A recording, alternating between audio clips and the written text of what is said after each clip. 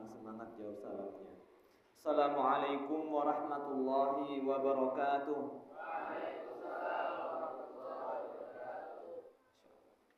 Alhamdulillah hamdan katsiran thayyiban mubarakan fih kama yuhibbu rabbuna wa yarda. Asyhadu an la ilaha illallah wahdahu la syarikalah wa asyhadu anna Muhammadan abduhu wa rasuluh. Allahumma salli wa sallim wa barik wa an'im ala nabiyyina wa rasulina Muhammadin wa ala alihi wa sahbihi ajma'in, amma ba'du. Kaum muslimin wal muslimat dan para santri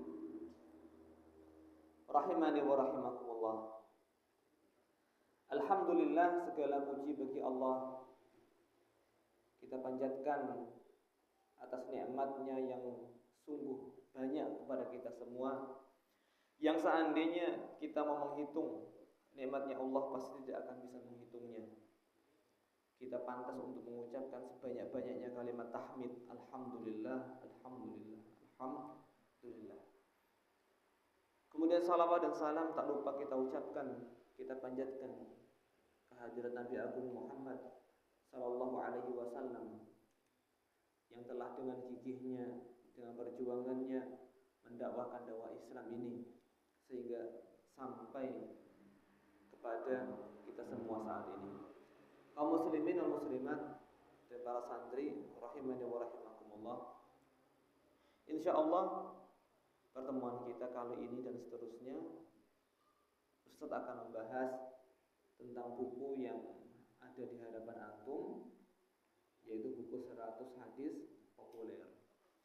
Sebelumnya anak tanya ke Ustaz Eri, ke Ustaz Soleh juga, apakah sudah ada yang membahas buku tersebut? Keduanya menjawab belum ada. Alangkah baiknya antum sudah menghafal, juga alangkah baiknya antum faham apa yang antum hafal. Sungguh sebuah hal yang kurang pantas kalau kita hafal sesuatu kita nggak paham isinya. Seperti himar yahmilu asfar, apa itu? Seperti keledai yang memikul buku. Keledai nggak bisa baca, nggak bisa paham, tapi dia memikul buku. Seperti orang yang hafal sesuatu tapi nggak tahu isinya. Baik.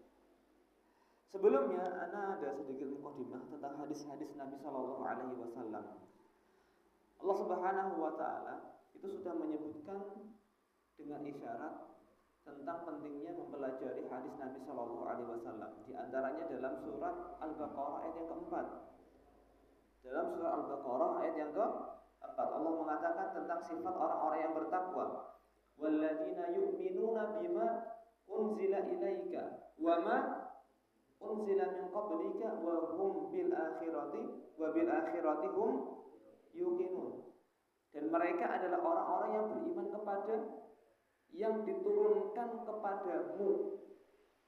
Kita pahamnya biasanya hanya mengartikan yang diturunkan kepada Rasulullah sallallahu alaihi wasallam hanya Al-Qur'an saja. Tetapi kalau kita melihat penjelasan para ulama tafsir Al-Qur'an ini, ternyata mereka menyebutkan yang diturunkan kepada Nabi Shallallahu Alaihi Wasallam tidak hanya Al-Quran, tetapi apa? Hadis Nabi Shallallahu Alaihi Wasallam. Oleh karena itu Nabi pernah mengatakan, Inni utitul Qur'ana wa mislahu ma'ahu. Saya sudah diberikan Al-Quran dan yang semisalnya bersamaan dengan Al-Quran tersebut. Artinya sunnah Nabi Shallallahu Alaihi Wasallam sudah diberikan kepada beliau dan posisinya itu seperti Al-Quran. Di antaranya juga Allah Subhanahu Wa Taala sudah mengatakan dalam surah Ali Imran ayat yang ke-164. Laqad manallahu 'alal mu'minina. Sungguh Allah Subhanahu Wa Taala sudah menganugerahkan sebuah nikmat yang besar kepada orang-orang yang beriman. Id ba'atsa fihim rasulan min anfusihim. Ketika Allah mengutus seorang rasul dari diri mereka sendiri. yatlu 'alaihim ayatihi wa yuzakkihim wa yu'allimuhumul kitaba wal hikmah. Tugas Rasul itu apa? Membacakan ayat-ayat Allah kepada mereka. Dibacakannya ayatnya. Mensucikan mereka dari akhlak-akhlak yang buruk, dari akidah-akidah yang salah, dari kepercayaan-kepercayaan yang tidak benar. Kemudian wa yu'allimuhumul kitaba, mengajarkan al-kitab. Al-kitab itu apa?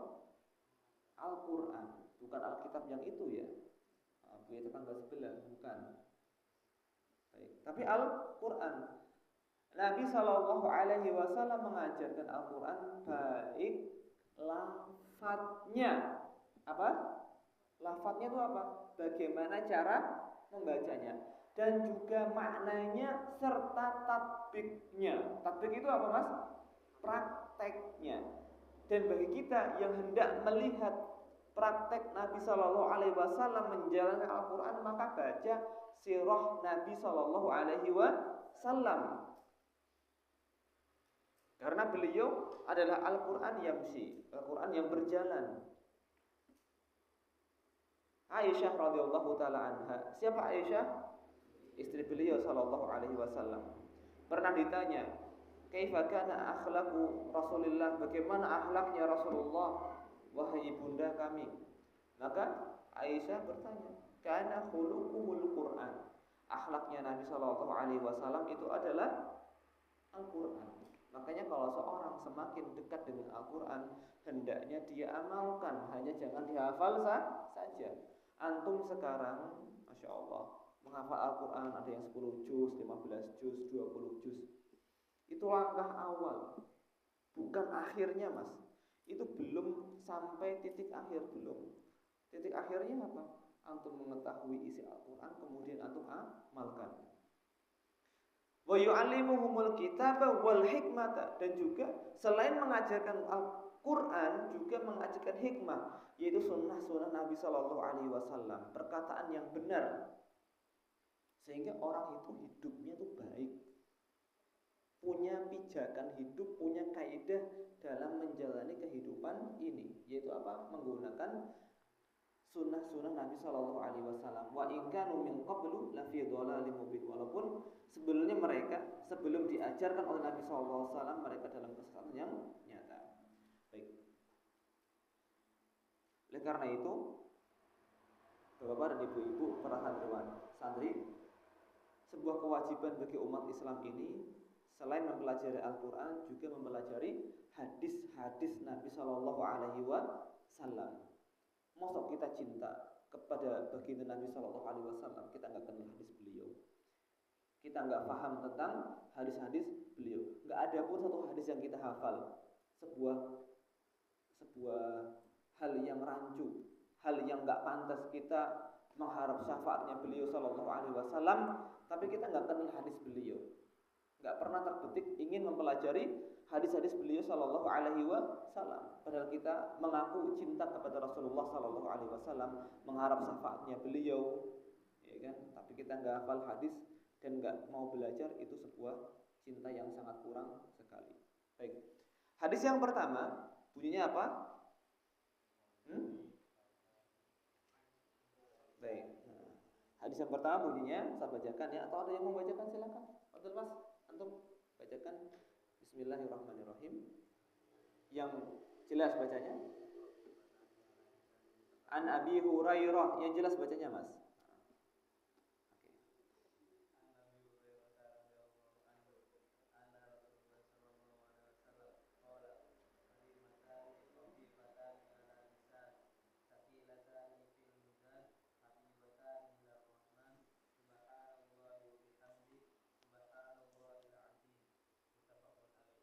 Baik. Yang bacaannya paling bagus siapa di sini? Yang paling kencang? Hasan, Fadal. Ayo Mas. Tanggung jawab antum. Kalau nggak bagus tak cewer antum. Nunjuk-nunjuk orang. Fadal, silakan Mas. Hadis pertama, baca.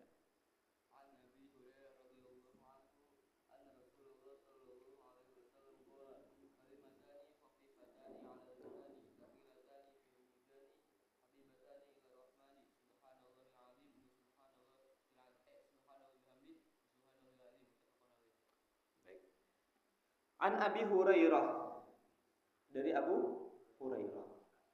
Siapa yang tahu namanya Abu Hurairah? Ahmad. Namanya siapa? Abdurrahman bin Sakhar, Rawiyatul Islam, seorang sahabat Nabi Shallallahu Alaihi Wasallam yang paling banyak meriwayatkan hadis Nabi Shallallahu Alaihi Wasallam. Padahal keislamannya hanya sebentar, Islamnya hanya sebentar, tapi beliau menjadi bayangan Nabi Shallallahu Alaihi Wasallam. Artinya apa? Kemana saja Nabi Shallallahu Alaihi Wasallam pergi, beliau selalu ikut dan fokus dalam mencari petunjuk dari Nabi Shallallahu Alaihi Wasallam. Abu Hurairah, anna Rasul Shallallahu Alaihi Wasallam maqal, bahwasanya Rasul Shallallahu Alaihi Wasallam mengatakan, kalimatani, dua kalimat, khafifatani 'alal lisani, yang ringan di lisan, thaqilatani fil mizan, berat di timbangan. Dua kalimat tersebut berat di timbangan. Habibatani ilar rahman, dicintai oleh Ar-Rahman. Ar-Rahman siapa? Allah Subhanahu wa taala, yang Maha Pengasih. Apa itu dua kalimat tersebut? Subhanallahi wa bihamdih, Maha suci Allah dan Maha terpuji Allah. Subhanallahil azimi, Maha suci Allah yang Maha agung. Baik, perhatikan hadis ini, kita ingin menjelaskan makna hadis yang mulia ini. Hadis ini diriwayatkan oleh Bukhari dan Muslim. Kalau dalam Sahih Bukhari, hadis ini adalah hadis yang terakhir. Bayangkan, hadis yang terakhir dalam Sahih Bukhari. Ada dua kalimat yang ringan di lisan. Sebenarnya semua zikir itu ringan di lisan, ya enggak Mas? Ya kan? Ada yang berat, susah banget diucapkan, ada enggak? Coba, apa aja kira-kira zikir kita? Subhanallah, alhamdulillah, Allahu akbar, la ilaha illallah, la haula wala quwata illa billah, la ilaha illallah wahdahu la syarikalah, lahul mulku wa lahul hamdu. Ada yang susah diucapkan? Ada yang susah enggak? Tidak ada. Bahkan afdhalul dzikri, apa afdhalul dzikri? Kalimat zikir yang paling baik adalah la ilaha illallah. Itu sangat mudah sekali diucapkan, Mas. Bahkan bisa diucapkan tanpa menggerakkan bibir. La ilaha illallah. Coba untuk praktekkan. Enggak usah menggerakkan bibir, hanya menggerakkan lidah. La ilaha illallah. Bisa kan? Bisa. Ringan sekali. Dan semua zikir itu ringan. Baik.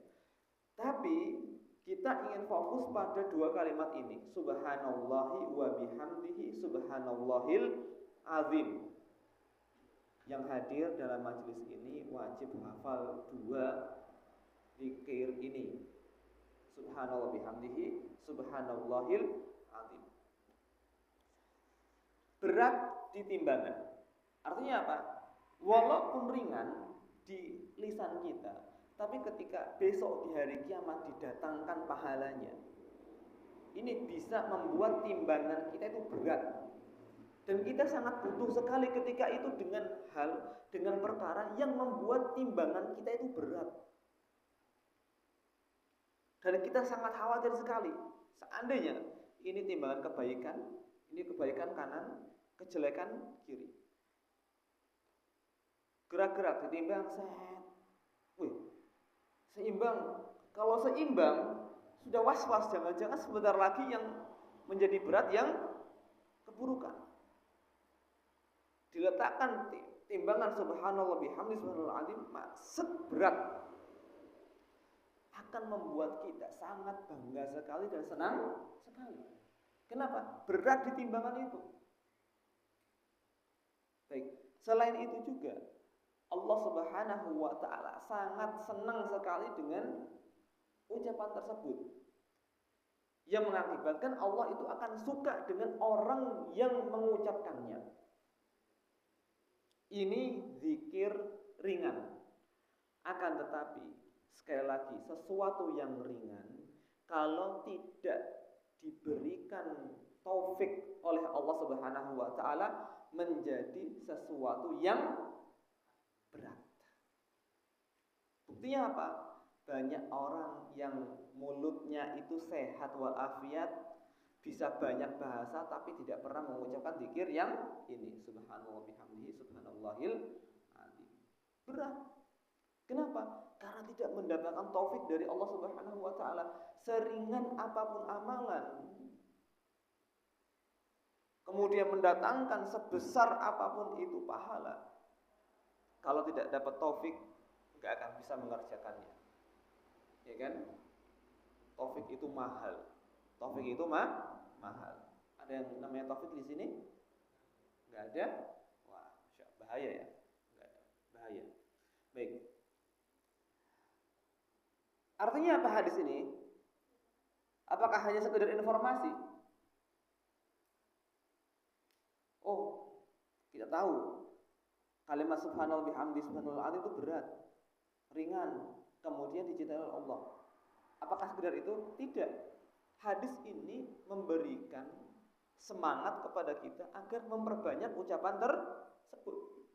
Bukan hanya informasi. Mana? Rasulullah itu nggak memerintahkan kita untuk mengucapkannya. Ada kalimat perintahnya nggak? Ada nggak? Nggak ada kalimat perintahnya. Tapi walaupun ini kalimat berita murni 100%, nggak ada kalimat perintahnya sama sekali, ini tetap mengandung arti. Kalau engkau tahu keutamaan yang besar sekali dan itu gampang dilakukan dan diucapkan, maka kerjakanlah. Jangan disia-siakan. Ya enggak, Mas? Benar enggak? Ya enggak. Dan semua zikir seperti itu. Semua zikir seperti itu. Kita sangat rugi sekali seandainya lisan kita yang sehat ini kok tidak digunakan untuk berzikir. Tidak apa, Mas? Digunakan untuk berzikir. Dan pahala zikir itu sangat banyak sekali, itu mudah sekali dilakukan. Saya akan membawakan beberapa hadis Nabi Shallallahu Alaihi Wasallam yang berkaitan dengan pahala-pahala yang Allah Subhanahu Wa Taala sediakan untuk orang yang berzikir. Dalam Sahihain dari sahabat Abi Musa al-Ash'ari radhiyallahu taala anhu, bahwasanya Rasul Shallallahu Alaihi Wasallam pernah mengatakan seperti ini kepada Abu Musa al-Ash'ari. Nanti saya tanya di akhir pengajiannya kepada para santri. Ala adulluka ala kanzin min kunuzil jannah. Wahai Abu Musa, maukah aku beritahu kepada engkau satu kalimat yang merupakan perbendaharaan surga atau harta karunnya surga? Harta karun itu sedikit atau banyak? Antum kalau nemu uang 5.000 dikatakan harta karun bukan? Wih, nemu harta karun iki piro? 5.000 wudu kowe. Itu bukan harta karun. Harta karun itu apa? Antum gali sumur, nemu sekarung emas. Ya kan? Itu dinamakan harta karun, itu kanzun.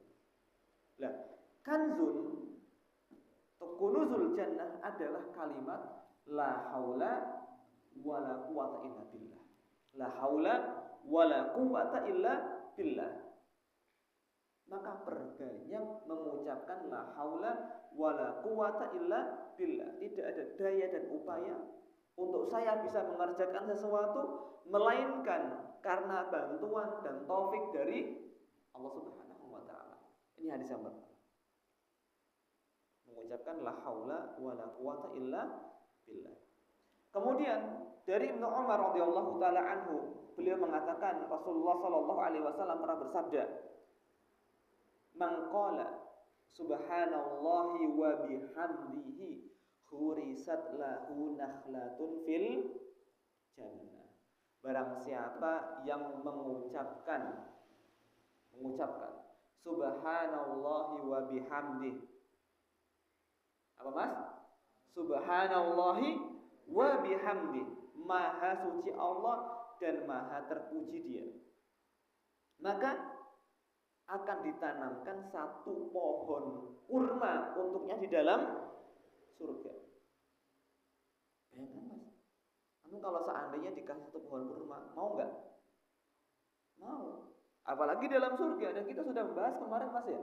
Apa itu? Pohon di surga itu, ma min syajaratin illa wasaquha min dhahabin. Gak ada pohon melainkan itu batangnya serta akar-akarnya dari bawah sampai atas terbuat dari apa? Dahab. Apa itu arti dahab? Emas. Dan beda emas di dunia dengan emas di akhirat. Artinya semakin kita memperbanyak subhanallah bihamdihi, maka pohon kita di surga akan semakin banyak, semakin besar, semakin banyak. Dan Nabi SAW itu pernah bertemu dengan Nabi Ibrahim. Kapan itu mas? Ketika peristiwa Isra dan Mi'raj. Nabi Ibrahim titip pesan kepada Rasulullah SAW untuk menyampaikan salam kepada mereka. Nabi Ibrahim mengatakan kepada Rasulullah SAW, ya Muhammad, aqri ala ummatika minni as-salama. Sampai ke salamku kepada umatmu. Wa akhbirhum, kasih tahu mereka kalau surga itu tanahnya itu subur, airnya itu segar dan datar. Datar. Berarti cocok untuk apa? Ditanami. Kemudian beritahu mereka, anna khirasaha subhanallah walhamdulillah wala ilaha illallah wallahu akbar.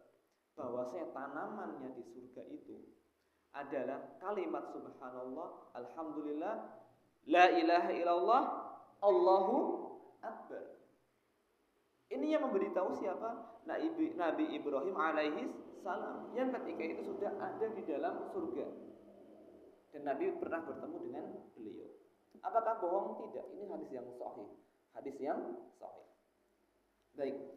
Kemudian Nabi SAW juga mengatakan, kullu tasbihatin shadaqah wa kullu tahmidatin shadaqah wa kullu tahlilatin shadaqah wa kullu takbiratin shadaqah. Kalau seandainya kita belum bisa shadaqah dengan uang karena masih terbatas uang kita, ya kan, harta kita masih terbatas, maka setiap tasbih itu sedekah, setiap tahmid adalah sedekah, setiap tahlil adalah sedekah, setiap takbir adalah sedekah. Sayang waktu kita kalau seandainya tidak diisi dengan mengucapkan kalimat thayyibah tersebut. Dan Nabi pernah mengatakan juga, tuba liman wajada fi sahifatihi istighfaran katsira. Akan sangat senang sekali orang yang mendapati catatan amalannya besok. Ternyata di dalamnya banyak apa? Banyak kata-kata istighfar. Bayangkan mas, ya kan? Dia akan senang sekali mas. Dia akan senang sekali. Beda kalau seandainya isinya cuma ucapan yang gak bermanfaat, sehari full cerita terus, ya kan? Diem lama, giliran ngomongnya buruk, ya kan? Mana istighfarnya mana mas? Istighfarnya mana? Dan Abu Hurairah radhiyallahu taala anhu itu sehari istighfarnya, beliau pernah bercerita, saya sehari istighfar itu paling tidak 12.000 kali. Berapa mas? 12.000. Mungkin atau tidak? Mungkin. Sangat mungkin sekali seorang bisa beristighfar sehari 12.000 kali. Dan ini Abu Hurairah. Sangat senang sekali orang ketika dia mendapatkan catatan amalnya isinya adalah istighfar yang sangat banyak sekali. Imam Ahmad dalam musnadnya membawakan sebuah hadis dari sahabat Abdullah bin Busr. Beliau bercerita, suatu hari datang dua Arab Badui ke kota Madinah dan menemui Nabi Shallallahu Alaihi Wasallam Yang satu bertanya, wahai Rasulullah, ayyun nasi khairun? Manusia mana yang paling baik wahai Rasul? Maka Nabi menjawab, man tola umuruhu wa hasuna amaluhu. Orang yang paling baik itu orang yang umurnya panjang dan amalannya itu baik. Siapa Mas? Tadi orang yang baik itu apa? Yang paling baik itu apa? Orang yang umurnya panjang dan amalnya baik. Ya kan? Yang satunya tanya, ya Rasulullah, inna syara'i'al Islam, sesungguhnya syariat-syariat Islam ini qad kathurat alayya, sudah banyak sehingga saya merasa agak berat. Famurni bi amrin atashabbathu bihi. Ya Rasulullah, perintahkan kepadaku satu hal yang saya akan pegang. Saya akan pegang. Jangan banyak-banyak nyuruh aku, saya nggak bisa. Maka Nabi mengatakan, dan ini mungkin cocok untuk kita, karena kita sangat terbatas sekali dalam menjalankan syariat Islam ini. Nabi mengatakan, la yazalu lisanuka rabban bidzikrillah. Hendaknya lisanmu itu senantiasa basah. Dengan apa? Dengan berzikir kepada Allah Subhanahu wa ta'ala. Orang kalau berzikir terus lisannya akan basah, Mas. Tapi tidak harus basah, artinya memang lisannya itu terus-menerus digunakan untuk berzikir, bukan bernyanyi, ya, bukannya nyanyi. Masya Allah. Baik, ini hadis ini. Hadis ini Masya Allah sekali anjuran kepada kita untuk banyak berzikir kepada Allah Subhanahu wa ta'ala. Dan juga ini ada pelajaran, Allah Subhanahu wa ta'ala punya sifat apa itu? Mencintai, dan punya sifat membenci. Punya sifat mencintai dan punya sifat membenci. Kemudian pelajaran berikutnya, bahwasanya ada timbangan amal, dan amal itu ditimbang. Amalan itu ditimbang. Sekarang kita ketika beramal, walaupun seberat biji zarah, akan dinilai oleh Allah Subhanahu wa ta'ala. Faman ya'mal mithqala dzarratin khairan yarah. Barang siapa yang mengamalkan kebaikan walaupun satu biji zarah, dia akan melihat. Tapi besok ketika sudah hari kiamat, kita walaupun beramal, menginfakkan sepenuh bumi, mil'ul ardi zahaban, sepenuh bumi berupa emas, Allah nggak akan terima. Allah tidak akan terima. Makanya sekarang manfaatkan kesempatan yang Allah terima, yang Allah berikan kepada kita, karena Allah akan menilai walaupun itu kecil. Sebelum datang Allah tidak menerima walaupun itu besar. Paham? Baik. Allahu ta'ala alam bisawab. Kita lanjutkan ke hadis berikutnya. Hadis yang keberapa? Yang kedua. Silakan dibaca Ahmad, Fadhil Ahmad. Dibaca hadisnya, Mas.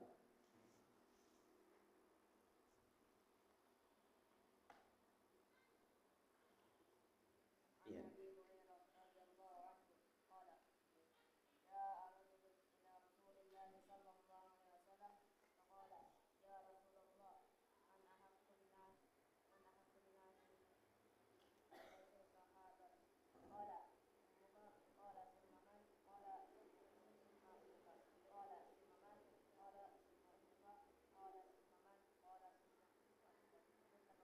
Muttafaqun alaihi.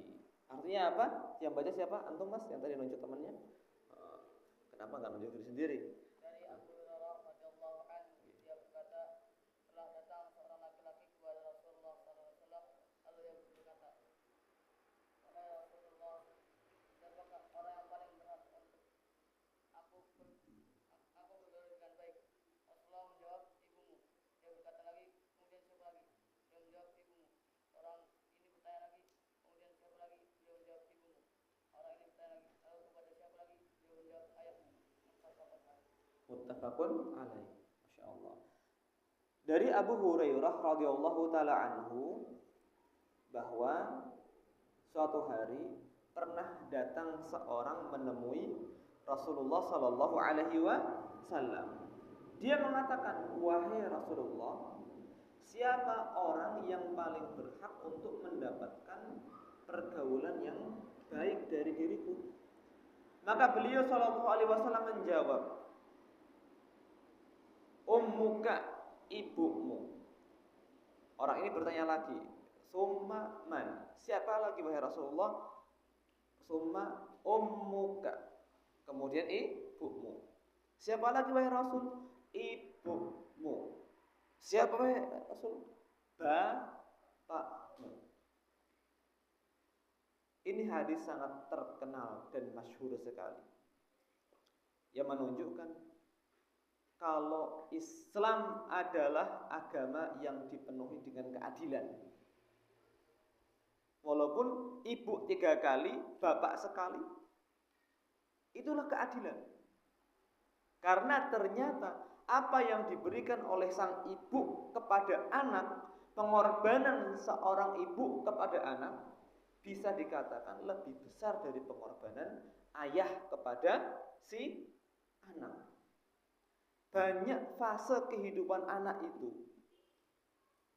yang hanya bisa dilakukan oleh seorang ibu. Apa itu? Pertama, hamil. Kedua, sebelum menyusui apa itu, Mas? Melahirkan dulu, orang ujuk-ujuk menyusui, ya kan? Melahirkan terlebih dahulu. Yang ketiga apa? Baru menyusui. Yang keempat, momong. Apa, Mas? Apa itu momong? Membesarkan. Baik, kita lihat hamil. Hamil itu ringan atau tidak, Mas? Nggak tahu ya, nggak pernah hamil ya. Nggak tahu bener. Tapi minimal antum pernah lihat. Punya ibu nggak? Punya pasti. Antum adiknya berapa? 2. Ketika ibu antum hamil adik antum, susah nggak? Nggak tahu juga. Oh, antum lihatnya apa yang di rumah? Repot nggak, Mas? Ketika lihat ibu antum hamil adik antum? Repot. Ya kan? Di awal kehamilan kadang dia muntah. Antum muntah sekali aja udah lemes. Apalagi seorang ibu. Kadang ngidam. Ngidamnya apa? Mangga. Padahal musim rambutan. Repot gak repot? Ngidam itu bukan keinginan dia, tapi dia kepengen. Kalau nggak ada repot sekali, sengsara sekali rasanya. Semakin bertambah ke tua hamilnya, semakin berat ini. Kadang seorang itu bisa bobotnya bertambah 10 kilo gara-gara hamil, berat, di mana-mana dibawa. Tidur dibawa, ke kamar mandi dibawa, ke pasar dibawa, masak dibawa. Antum suruh ngangkat 10 kilo bisa nggak? Susah sekali. Bisa sebentar. Coba kalau 9 bulan, bisa nggak? Ibu bisa, walaupun badannya itu lemah. Ini baru hamil, belum melahirkan. Melahirkan adalah tahap di mana itu hidup dan mati dipertaruhkan, ya kan? Dan banyak ibu yang meninggal ketika melahirkan, kehabisan darah. Belum lagi rasa sakit yang luar biasa, ya kan? Sakit, Mas, melahirkan itu sakit. Sehingga ketika Abdullah bin Umar radhiyallahu taala anhu ditanya oleh seorang laki-laki yang dia sudah menggendong ibunya dari Yaman ke Mekah, kemudian tawaf, ya kan? Laki-laki ini bertanya kepada Ibnu Umar, "Wahai Ibnu Umar, apakah saya sudah membalas kebaikan ibuku?" Kata Ibnu Umar apa? Belum. Walaupun satu tarikan nafas ketika ibu melahirkanmu, belum. Ini menunjukkan kalau melahirkan itu sangat-sangat memayahkan sekali. Tapi walaupun sakit, ibu itu terus berharap punya anak, dan punya anak. Nggak ada kapoknya.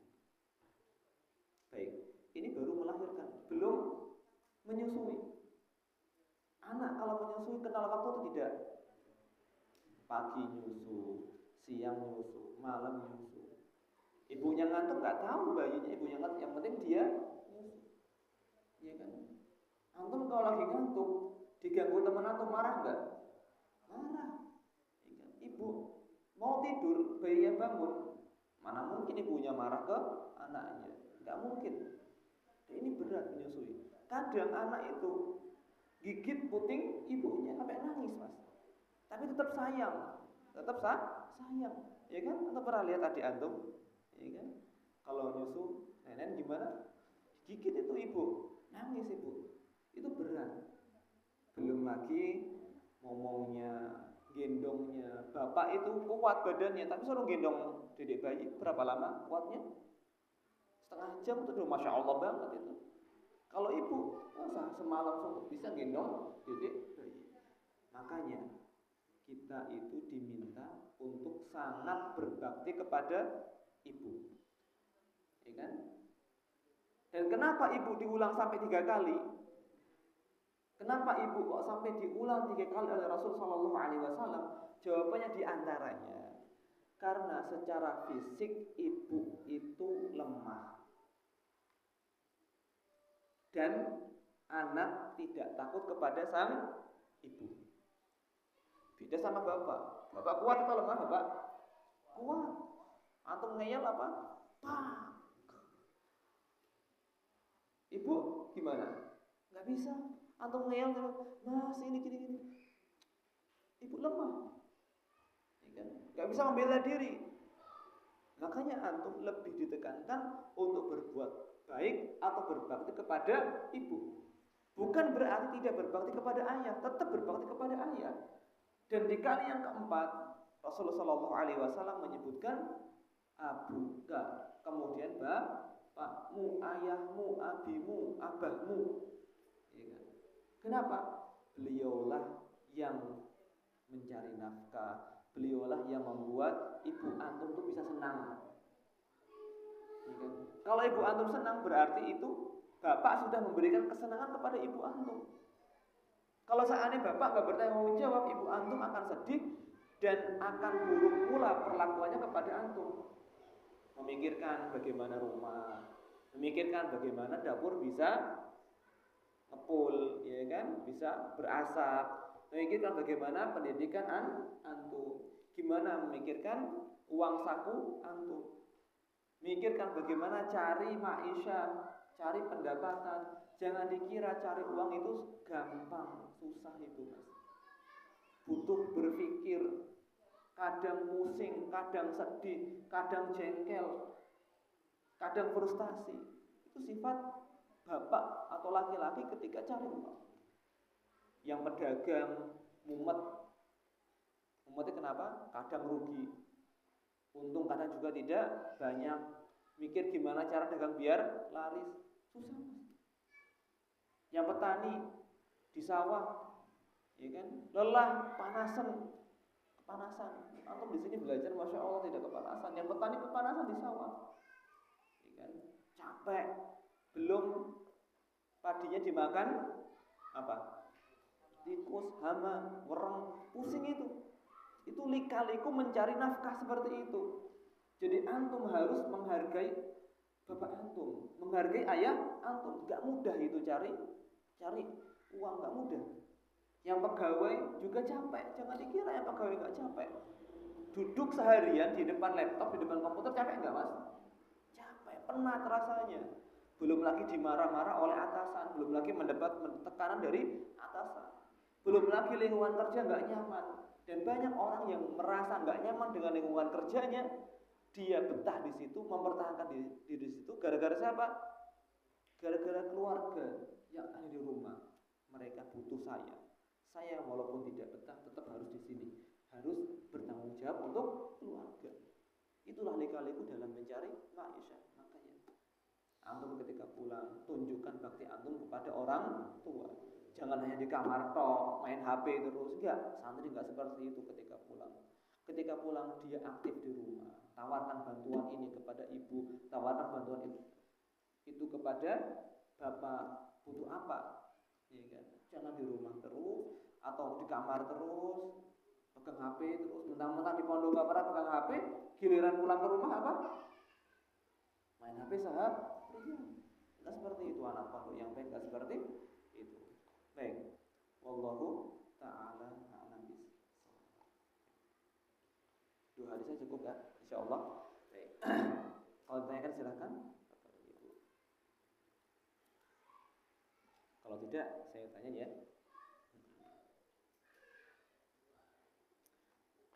Baik, saya tanya ke santri saja.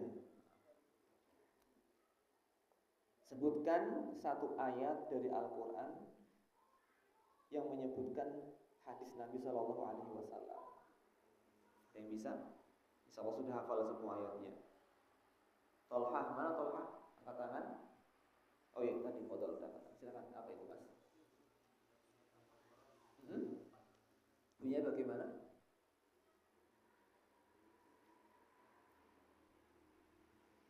Bunyinya bagaimana mas?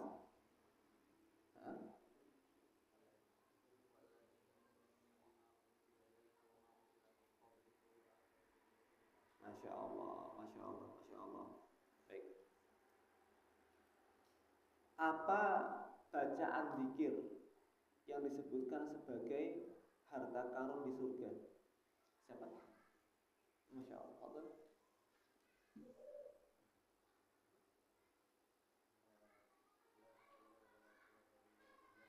La haula wala quwata illa billah. Masya Allah, Masya Allah. Apa bacaan zikir yang pahalanya itu akan diberikan satu pohon? Antum paling ganteng Allah. Subhanallah wa bihamdi. Masya Allah. Apa bacaan zikir yang diajarkan oleh Nabi Ibrahim kepada Rasulullah Sallallahu Alaihi Wasallam yang pahalanya adalah pohon di surga? Ahmad, foto. Yang tinggi mas, gini loh mas, tinggi. Jangan gini, nggak kelihatan.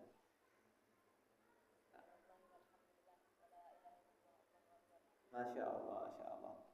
Perhatikan kata-kata kalimatani khafifatani alal lisan sakilatani fil mizan habibatani ila rahman subhanallah bihamdi subhanallahil azim.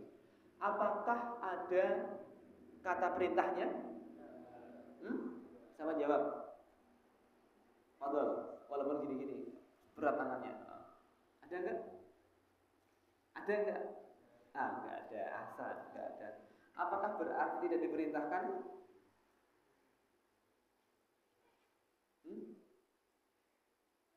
Apakah berarti tidak diperintahkan? Tidak. Berarti diperintahkan. Ahsan, barakallahu fikum. Baik. Kalimat apa saja yang bernilai sedekah yang tadi saya sebutkan? Siapa menyebutkan? Ahsan.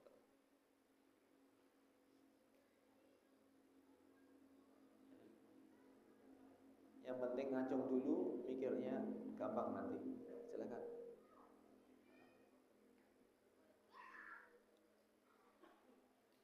Subhanallah. Kullu tasbihatin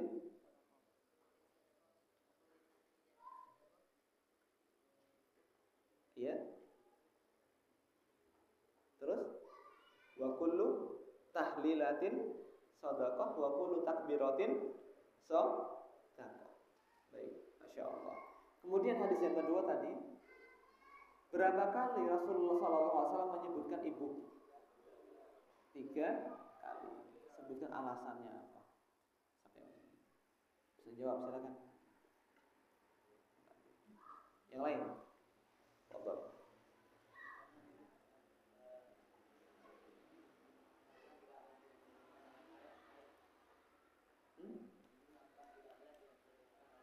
Apa itu? Ahsan. Bagaimana beratnya hamil? Enggak tahu. Tadi Sob, jelasnya gimana?